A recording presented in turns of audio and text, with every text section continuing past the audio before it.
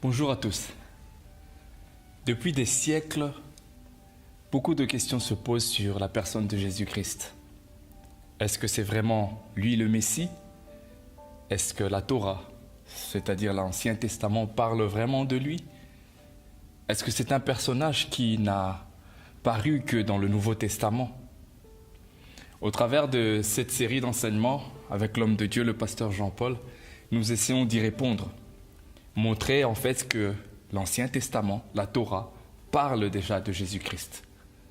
Et que Jésus-Christ n'est pas seulement une personne ou un personnage qui n'a paru que dans le Nouveau Testament.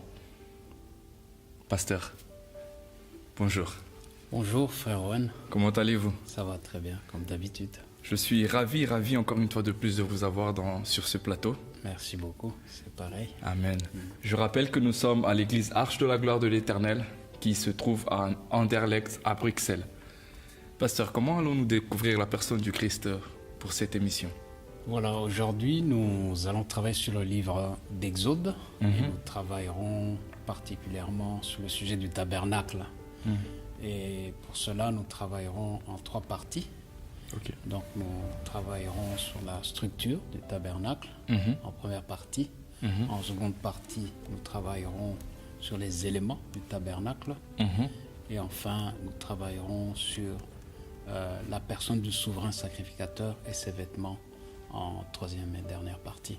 Ok, super. Voilà. Nous pouvons commencer alors? Nous pouvons commencer, nous prenons directement les Écritures et nous allons dans Exode 25, versets 1 à 9 que vous lirez. Et ensuite, Exode 26, versets 15 à 30. Ok. Je lis au nom de Jésus. L'Éternel parla à Moïse et dit: Parle aux enfants d'Israël qu'ils m'apportent une offrande. Vous la recevrez pour moi de tout homme qui la fera de bon cœur.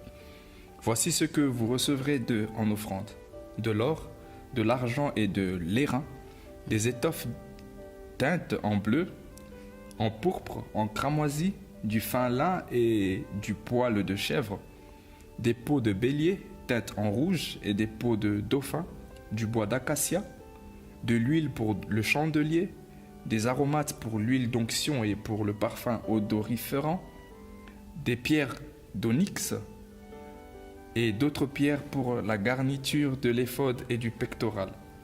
Ils me feront un sanctuaire et j'habiterai au milieu d'eux. Vous ferez le tabernacle et tous ses ustensiles d'après le modèle que je vais te montrer. Bien. Exode 26, versets 15 à 30. Ok, je lis au nom de Jésus. Tu feras des planches pour le tabernacle. Elles seront de bois d'acacia, placées debout. La longueur d'une planche sera de 10 coudées et la largeur d'une planche sera d'1 coudée et demie. Il y aura à chaque planche 2 tenons joints l'un à l'autre. Tu feras de même pour toutes les planches du tabernacle. Tu feras 20 planches pour le tabernacle du côté du midi. Tu feras 40 bases d'argent sous les 20 planches, 2 bases sous chaque planche pour ces 2 tenons. Tu feras 20 planches pour le second côté du tabernacle, le côté du nord, et leurs 4 bases d'argent, 2 bases sous chaque planche. Tu feras 6 planches sur le fond du tabernacle, du côté de l'Occident. Tu feras 2 planches pour les angles du tabernacle, dans le fond. Elles seront doubles depuis le bas et bien liées à leur sommet par un anneau. Il en sera de même pour toutes les 2, placées aux 2 angles. Il y aura ainsi 8 planches avec leurs bases d'argent, soit 16 bases, 2 bases sous chaque planche. Tu feras 5 barres de bois d'acacia pour les planches de l'un de côté du tabernacle, 5 barres pour les planches du second côté du tabernacle et 5 barres pour les planches du côté du tabernacle formant le fond vers l'Occident. La barre du milieu traversera les planches d'une extrémité à l'autre. Tu couvriras d'or les planches et tu feras d'or leurs anneaux qui recevront les barres et tu couvriras d'or les barres. Verset 30.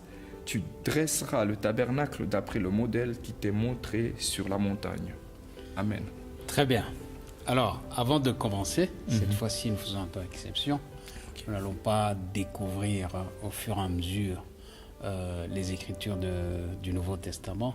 Nous lisons un seul verset parce que cette partie est assez longue. Ok. Voilà, Matthieu 1, 23. Matthieu 1, 23, la Bible dit « Voici la Vierge sera enceinte, elle enfantera un fils et on lui donnera le nom d'Emmanuel, ce qui signifie Dieu avec nous. » Très bien. Je pars de là. Emmanuel, qui veut dire Dieu parmi les hommes. Et vous savez que l'intention de Dieu a toujours été d'habiter au milieu des hommes, avec les hommes, parce que Dieu est un être de relation. Il nous a fait à son image, à sa ressemblance, et il avait promis de le faire. Donc, comme le dit ce passage, qui est en fait une confirmation de la prophétie d'Ésaïe, mais en son temps, Dieu avait habité, non pas d'une manière humaine parmi les hommes, mais au travers des figures, au travers des types, au travers des ombres dans l'Ancien Testament. Ok. Et une de ces ombres, c'est justement le tabernacle. Et nous verrons également, comme je l'ai dit, dans la troisième partie, le personnage central, si vous voulez, qui officiait dans le tabernacle, qui était le souverain sacrificateur, et qui s'introduisait donc une fois dans le Saint des Saints par an. Voilà. Donc la première partie, nous allons parler de la structure de ce tabernacle. Alors le tabernacle, nous pouvons le considérer sous plusieurs angles. Ok. Le tabernacle, comme nous venons de le développer, et c'est ce que nous allons nous attacher par la suite à démontrer, c'est bien sûr la présence de Dieu au milieu des hommes et particulièrement de Christ. La deuxième façon, c'est que vous savez que Christ est la tête et nous sommes son corps. Et donc, si Christ est au ciel, son corps, l'Église, est sur terre. Et donc, ça peut représenter cette réalité-là également. Enfin, au niveau individuel, en tant qu'individu, le tabernacle peut aussi être une représentation de ce qu'est l'homme dans sa trinité, c'est-à-dire le parvis pour le corps, le lieu saint pour l'âme et le saint des saints pour l'esprit. Donc revenons à la première considération, c'est-à-dire le tabernacle qui représente Christ. Dans la première partie, nous avons vu essentiellement trois choses. C'est qu'on devait apporter de l'or, de l'argent et de l'airain. Effectivement. Alors, symboliquement, Verset 3. Oui, ces trois métaux représentent quelque chose dans l'œuvre de Christ, dans sa personnalité même. C'est que l'or représente la royauté, l'argent représente le rachat ou la rédemption, et l'airain représente le jugement. Ok. Voilà. Donc c'est déjà annoncé un peu qui est Christ et son œuvre. Quoique roi, Christ est descendu sur terre pour racheter les hommes et il a fallu qu'il passe par un jugement. Et donc dans la construction aussi bien du tabernacle et des éléments du tabernacle que nous verrons, ces trois métaux interviennent. Amen. Voilà. L'autre chose par rapport à la structure du tabernacle, vous verrez qu'on a utilisé du bois d'acacia. L'acacia est un bois particulier qui pousse dans les régions désertiques, plus particulièrement dans le désert du Sinaï. Et ce bois-là représente au fait Christ dans son humanité. Pourquoi ? Parce que le bois représente ce qui est naturel. Et ce bois-là avait une capacité de pousser dans le désert. Donc, ça veut dire frappé par le soleil, frappé par les intempéries du désert, mais ce bois est résistant. Et cela représente tout à fait la vie terrestre de Christ, qui a accepté de revêtir notre humanité j'allais dire, c'est même un bois quasiment sauvage qui pousse à l'état naturel. Donc il a accepté de porter cette identité-là, la nôtre. Mais ce bois-là, il fallait le couper quelque part pour qu'il puisse être utile. Et ce qui a été fait, c'est que Christ lui-même a dû monter au bois. Il a dû être retranché pour pouvoir accomplir son œuvre. Wow. Voilà. Donc ce bois était emmené et c'est à partir de ce bois qu'on faisait les planches. Les planches de la structure du tabernacle.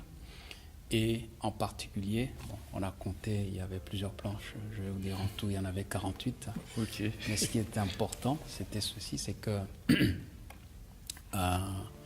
ces planches, donc, qui représentaient cette humanité faible, cette humanité peut-être qui ne présentait pas bien. Ésaïe 53 est là pour nous en parler, pour dire qu'au fait, quand on considérait Christ, les gens le méprisaient tellement il avait une allure comme la nôtre, il nous était semblable, et les gens détournaient leur regard de lui.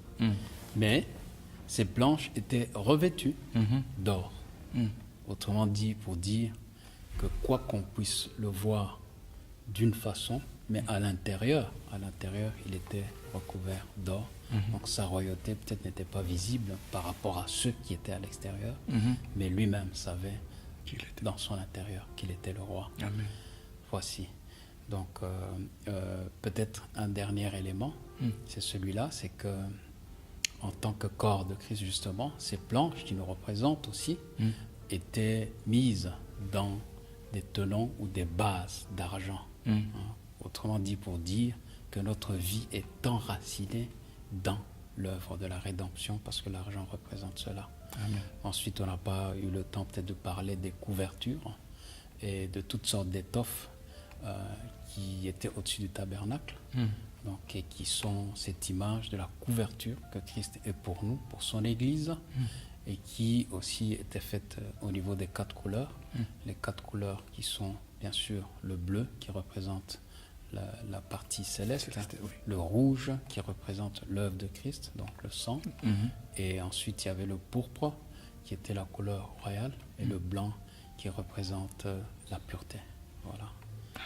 Voilà. Donc c'est un peu ça, Christ est venu habiter au milieu des hommes, et au travers de toutes ces images que nous avons, nous pouvons reconnaître facilement la présence de Dieu au milieu des hommes.